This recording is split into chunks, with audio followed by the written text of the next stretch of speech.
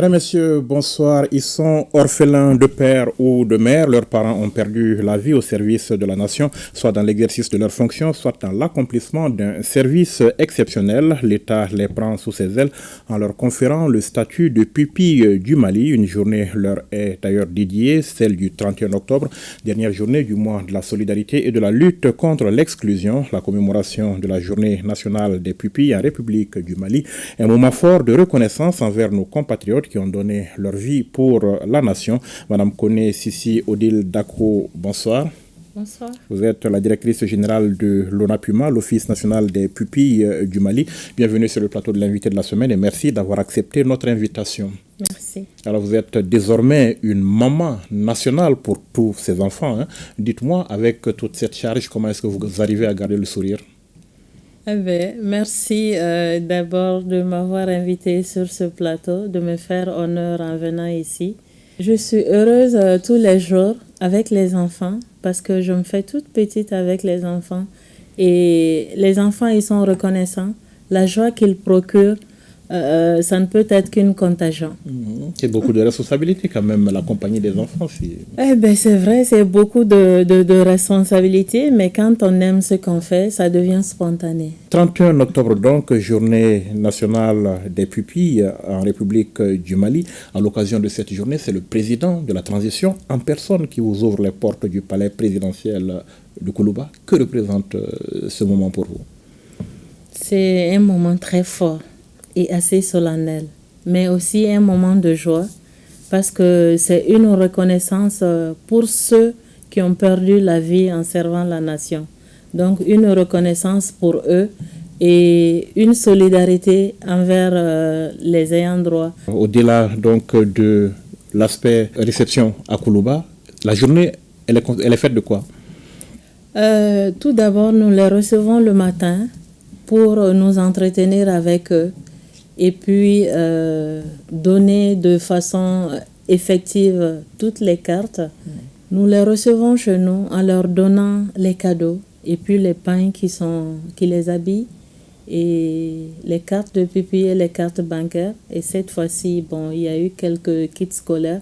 4 ans donc que vous célébrez cette journée. Nous sommes, si je ne m'abuse, à la 4e édition. Alors, quel bilan est-ce que vous pouvez faire de ces commémorations au fil des ans? Effectivement, nous sommes à la 4e édition parce que la journée a été dédiée le 16 septembre 2021.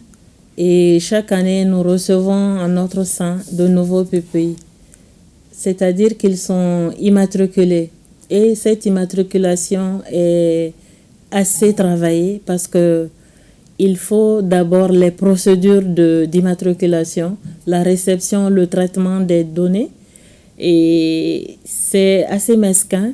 Il y a un comité technique qui statue sur ces différents dossiers. Et à la suite, c'est transmis au niveau de la hiérarchie qui est introduit dans le circuit d'approbation du gouvernement. Et c'est en conseil des ministres que l'adoption est faite. Et après, le président prend le décret pour signer et octroyer la qualité de pupille. Alors, je parlais concrètement du bilan des journées de commémoration. Qu'est-ce que ça vous apporte à vous, aux pupilles? Ça apporte surtout aux pupilles de la joie et, comme je l'ai dit, une reconnaissance. Ils sont reconnus officiellement et à partir du moment où ils sont reconnus officiellement, ça leur ouvre des droits. C'est un bilan assez colossal parce que de la création de l'ONAPUMA en 2018, de 2018 à maintenant, nous avons pu immatriculer 1653 pupilles et aujourd'hui nous allons recevoir 253 nouveaux qui, pour chacun, nous avons ouvert un compte bancaire qui reçoit trimestriellement une somme de 5 000 francs pour chaque pupille. On va donc s'arrêter un moment sur le concept de pupille. Qui sont ces enfants? D'où viennent-ils? Les pupilles sont des orphelins. Au Mali, nous avons 2 qualités de pupilles. Les pupilles de la nation et les pupilles de l'État. Sont pupilles de la nation ceux dont les parents sont morts en servant la nation. En service commandé, quand ils meurent, on octroie la qualité de pupille à ces enfants de la naissance jusqu'à 18 ans. et à 21 ans pour ceux qui sont au niveau supérieur, le suivi scolaire continu. Alors, pour la plupart des militaires, mais il y a aussi les paramilitaires et aussi des civils. Ou encore des enfants issus de parents décédés lors de catastrophes naturelles, ou quand la responsabilité de l'État est établie par les tribunaux, ou quand l'État même se déclare responsable de ces catastrophes naturelles. Eux, c'est les pupilles de la nation. Alors, ceux de l'État sont des enfants nés de parents inconnus, abandonnés sans substitut parental valable, ou quand la mère est incarcérée à de lourdes peines privatives de liberté, ou quand elle est malade mentale. Voilà les deux qualités de pupille, et à cela, il faut ajouter quand le parent est en service commandé et qu'il devient invalide, et quand il ne peut pas subvenir aux besoins de sa famille. Alors, concrètement, comment est-ce que le statut de pupille s'acquiert? Il s'acquiert après la constitution de différentes pièces qu'on ne va pas énumérer ici. Nous avons toute une liste de pièces à fournir, notamment l'identité de la personne, les enfants qui sont au niveau scolaire, et surtout pour les pupilles de la nation, il faut l'acte administratif qui établit le lien de causalité entre le décès et les circonstances du décès. Ça, c'est une des pièces fondamentales pour les pupilles de la nation. Maintenant, pour les pupilles de l'État, on a dit qu'ils sont nés de parents inconnus. Donc, généralement, ils sont au niveau des institutions agréées de placement, et ce sont ces responsables qui sont de l'institution qui en deviennent tuteurs légaux de ces enfants. Donc, il faut l'attestation de ces responsables et aussi l'ordonnance de placement qui dit que l'enfant a été placé sous leur responsabilité. Et également pour la mère malade mentale, il faut le certificat de malade mentale. Alors, voilà en gros les pièces qu'il faut constituer et nous envoyer sous pli fermé. Tout est traité de façon discrète. Est-ce que ce processus que vous nous décrivez est connu de ceux qui frappent à vos portes en tant que pupille? Pour la plupart, nous sommes en train de mener beaucoup de communication, et là aussi c'est un canal de communication. Et nous sommes en train de diversifier, et également nous avons organisé beaucoup de sensibilisation dans toutes les communes de Bamako et presque dans toutes les régions du Mali. Mais pour la plupart, les bénéficiaires, surtout les mamans, qui doivent constituer les pièces, ça constitue une des difficultés parce que pour la plupart, elles ne sont pas allées à l'école et la compréhension est difficile. Mais on se fait aider par les services locaux du développement social qui les accompagnent, et aussi au niveau de l'armée, le service social des armées les accompagne pour la constitution de ces dossiers. Il n'y a pas un moyen de simplifier un peu la procédure pour... Je pense que c'est la loi qui a institué les pupilles, la loi 058 du 27 décembre 2016, qui a institué les pupilles, qui donne ses critères de sélection. Je pense que c'est un peu lourd, mais au moins ça nous met à l'abri de différentes fraudes ou des erreurs d'inclusion. Je pense que c'est fait pour cela. Vous êtes à la tête aujourd'hui d'une famille de 1653 personnes, vous dites. C'est une grande famille, elle pourrait être un peu plus grande que ça si tout le monde savait comment y adhérer, non? Oui, c'est vrai, ça pourrait s'agrandir si toutes les victimes attendues arrivent à s'y matriculer. Mais on est en train de faire au mieux. Et puis bon, il y en a aussi qui sont en train de sortir de l'âge de prise en charge, qui sont à la maturité, qui sont en train de sortir. Donc, ça fait peut-être un peu d'équilibre. D'accord, on va parler de prise en charge. Hein, donc, à la majorité de l'enfant, il en sort, il n'est plus pupille automatiquement. On va en parler si vous le permettez. Mais commencez par nous parler d'abord de la structure. Vous voyez le jour, la structure, en 2018. Pour faire quoi concrètement? Nous sommes créés pour... la prise en charge, le suivi adéquat de ces pupilles. Nous assurons leur suivi scolaire et le suivi à domicile. Alors, le suivi, c'est quoi concrètement? Le suivi, c'est à domicile. Nous partons dans les familles pour nous rendre compte de visu de l'environnement familial de l'enfant et dans sa famille et préconiser des conseils adaptés pour son bien-être, pour le bien-être de l'enfant et aussi de la maman. Parce que quand la maman est bien portante, elle peut prodiguer ou en tout cas accompagner son enfant comme il le faut. Vous arrivez à faire un suivi pour plus de 1000 enfants? Pour l'instant, en tout cas, tous les pupilles qui ont été immatriculés, nous sommes allés plus d'une fois dans leur famille. Plus d'une fois en combien de temps? Plus d'une fois. Chaque année, nous menons 2 visites au début de l'année et puis en fin d'année. Et aussi, on le fait au niveau des établissements scolaires pour nous enquérir du niveau de l'élève ou des enfants et aussi voir quelles sont les difficultés auxquelles ces enfants sont confrontés. Nous échangeons avec l'administration scolaire, les professeurs, les enseignants pour voir quelles mesures préconiser et aussi avoir des cours de remédiation pour ceux qui ont besoin de cela. Alors, sur le plan scolaire, ça donne quoi globalement? Globalement, ça va. Ça va. Cette année, pour le DF, ils sont en majorité à 10% du taux de réussite nationale. Mais pour le bac, c'est quasiment pareil. Mais nous sommes à pied d'œuvre pour leur accompagnement. Alors, quelles sont les autres actions que vous menez en leur faveur quotidiennement? Quotidiennement, en dehors des suivis scolaires, comme je l'ai dit, nous avons ouvert un compte bancaire pour chacun de ces enfants et ils reçoivent trimestriellement une somme forfaitaire de 5 000 francs pour les droits qui sont ouverts pour eux. Et les textes disent aussi que nous pouvons mener des activités de découverte et de loisirs pour eux. C'est ce qui fait que pendant les grandes vacances, nous sommes à notre 4e édition.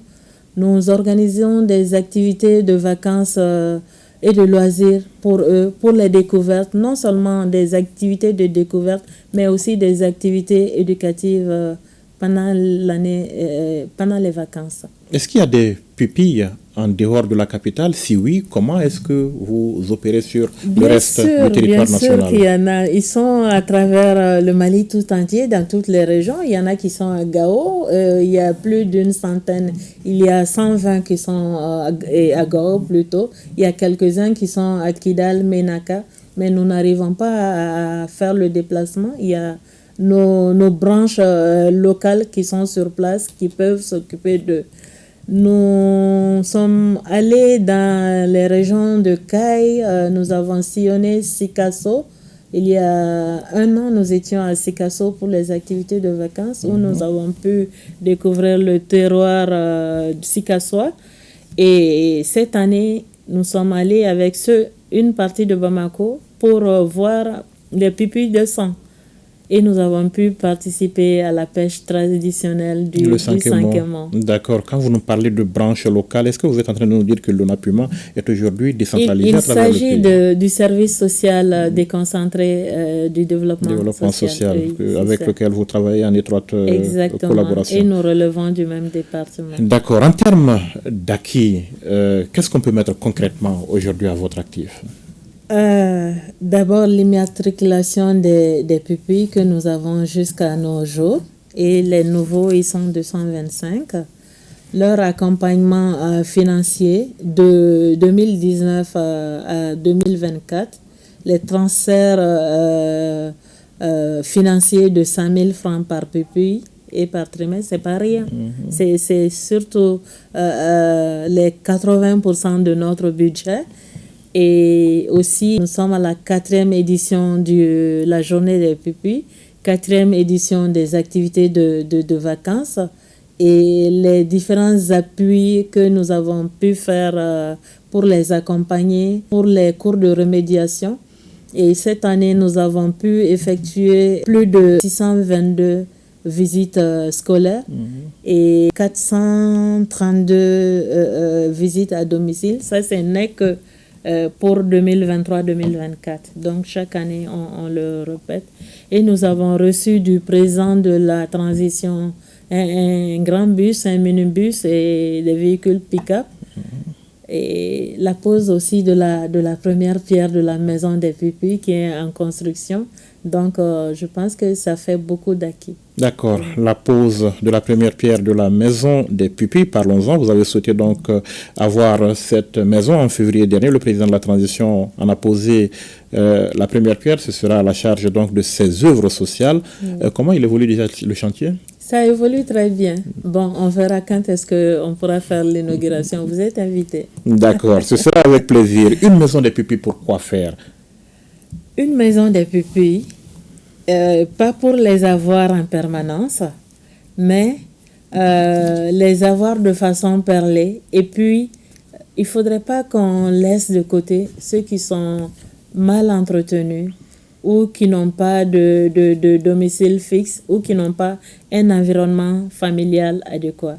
Voilà pourquoi il faut une maison des pupilles pour gérer ces différents cas et également les avoir pendant les activités de vacances plutôt que vraiment de tourner ou de faire des locations pour les activités, toutes les activités que nous menons. Est-ce que ça veut dire que vous pourriez accueillir éventuellement des enfants dont la situation n'est pas très favorable à la maison? Vous pourriez les accueillir permanemment? Mais bien sûr, on pourra ça fait partie des droits au placement. Ils pourront être placés au niveau de l'ONAPEMA, le temps de pouvoir les gérer, les encadrer, leur remettre après dans leur famille d'origine. Donc la maison des pupilles, vous l'attendez avec impatience, on imagine? Bien sûr, ce sera une maison un havre de paix, de joie et de bonheur pour les enfants que nous allons recevoir. D'accord. Mais dites-nous, comment est-ce qu'on perd, entre guillemets, le statut de pupille? Ça se perd à la majorité pour les pupilles de la nation et de l'État.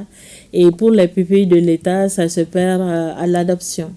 Quand ils seront adoptés avec les papiers conclus, ils perdent le statut de la qualité de pupille. Ça veut dire qu'on suppose qu'à 18 ans, les enfants sont censés pouvoir voler de leurs propres ailes?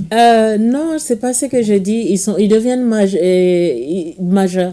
Ils ne seront plus des enfants. Or, notre cible, ce sont les enfants. L'encadrement de ces enfants. Et jusqu'à 21 ans, nous assurons le suivi scolaire.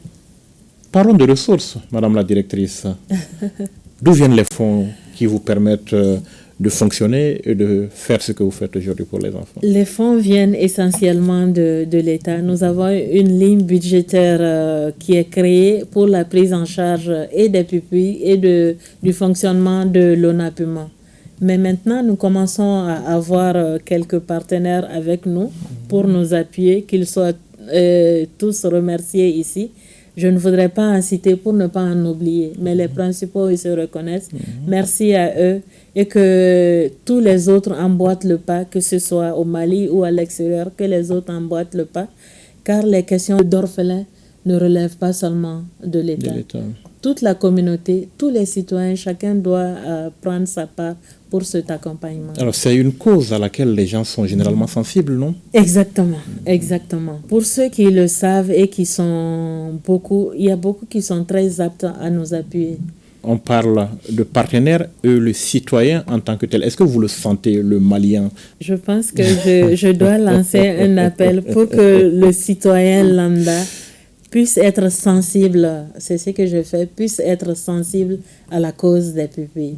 Parce que il y en a qui en font, mais je pense qu'ils peuvent en faire plus, mieux et plus. Mais s'il y a des bonnes volontés, est-ce qu'il y a un mécanisme à travers lequel mais vous bien sûr, lequel? Oui, les comptes, chaque pupille a un compte, comme je l'ai dit tantôt. Chaque pupille a un compte bancaire au niveau des banques ici au Mali. Nous pouvons leur donner les numéros de compte s'ils veulent envoyer directement. Sinon, l'ONAPEMA même a un compte bancaire qui peut recevoir.